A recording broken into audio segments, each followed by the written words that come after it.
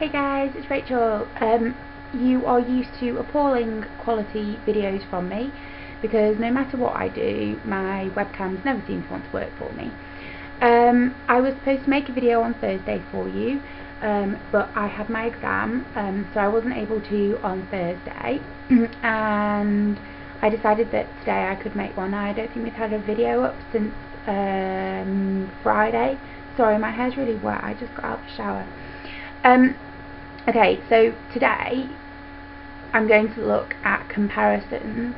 Last week we looked at insecurities. No, well, the week before that we looked at insecurities, and this was all specifically inspired by our Body Revolution 2013, which is something that Lady Gaga is going to be putting together. And it seemed like a reasonable idea to kind of make some videos for the channel based around some of those ideas.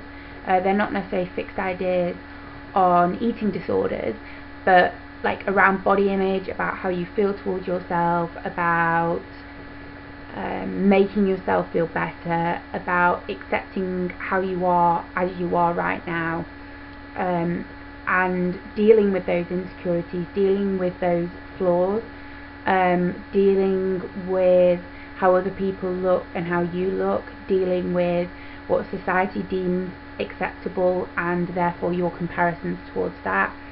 And although I'm not just going to make reference to societal standards today in the video, I am going to be looking at comparisons, and I guess that they come on a number of different levels. Let me try and think where to begin. Okay, so when you're ill, okay, what we spend most of, or at least what I spent most of my time doing, was making comparisons. The most obvious was a physical comparison. So every time I went out, I would feel this sense of, such uncomfortableness, because I felt like I was this thing that was being stared at all the time. I felt that I was too ugly, too unattractive. I felt fat. I felt too much. I felt like I took up too much space. I felt like everybody was judging me. And in some ways, some of those thoughts and feelings could make me come across as being very narcissistic, because it was very self-involved, but it came from a place of insecurity. And so it got to a point whereby rationally I couldn't see myself. The girls I work with in the group, there's one person I'm thinking of in particular, felt that when she left one of the meetups, that she was the biggest one there, and being able to manage those feelings with her and sit with her and walk through those feelings, it's incredibly difficult, because no matter what I say, so I tell my girlfriend that I think she's beautiful all the time. Whether she chooses to believe that is down to her, really. And so this is the issue with comparisons, is that we can make a comparison with ourselves and somebody else and say, whether it's a physical attribute, a lot goes on, people make a lot of comparisons, I'm talking very generally here, to do with academics, to do with somebody being better at something than you, whether that's in sports, academia, it doesn't matter where it is, that there's always somebody that's better than you, and it's hard to see that you're of a level that is a similar level to that person. It doesn't matter if you're not, even if you're not as good at, say, running as another person, it doesn't mean that you're a bad runner. It doesn't mean that you're not good enough.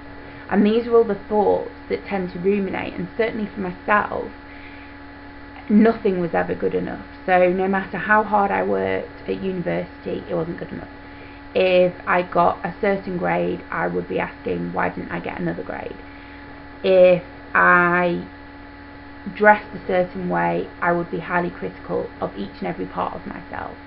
I may focus on one part, I may put makeup on and then take it all off again. The amount of times I did that, I cannot even talk to you.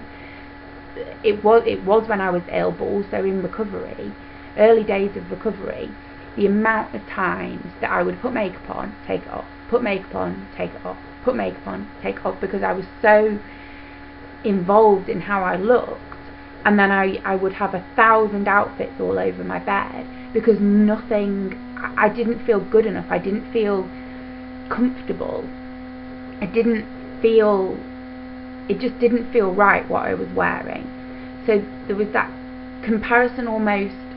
It was a personal thing, it wasn't against another person, it wasn't compared to a friend or a celebrity or somebody out there, it wasn't compared to somebody I'd been in treatment with, it wasn't compared to how I felt I should look. It was simply just not feeling good enough. So I would constantly be comparing myself almost to my mirror image. That's basically what I was doing. So I was looking in the mirror and judging myself and comparing myself and saying, I'm not good enough as I am, compared to how I should be. I'm not good enough. I didn't know what that should be was. I couldn't tell you now what that should have been. One example I do have is coming out of hospital the first time. And before I went in, and I'm sure that this is something a lot of people can relate to, I was completely obsessed with the mirror. Okay, completely, absolutely, just like lived in it, because I had to check all the time, every part of my body I had to be checking to make sure it hadn't changed. And I would count, hair, ribs, everything. I spent hours and hours and hours making sure my body didn't change. And so 5 minutes would pass and I'd be paranoid. Then I went into hospital and there weren't full length mirrors. There was a face mirror, and I think there might well have been long mirrors. I can't exactly remember, in the bathroom, and I think I might well have covered them up with towels actually. But I came home, I'd obviously spent time at home before, and I got ready one day before I was going out, and I caught a glimpse of myself in the mirror. I think I was getting out of the bath, and I caught a glimpse of myself in the mirror, and I just burst into tears because I just did not recognise my body. Compared to how it had been, I had no idea. Okay, so I just cried and cried and cried, and I could not get over that. I could not move forward with that because I could not deal with the difference. What I had known, the body I had seen, was not there anymore, not there at all. And so it became this battle with the mirror in a different way, whereby I refused to look in it, because compared to how I'd looked before, I couldn't deal with how I look now. And nowadays I don't really look in the mirror, to be honest with you. I get dressed, I just kind of look down at myself. I don't think I even check the mirror.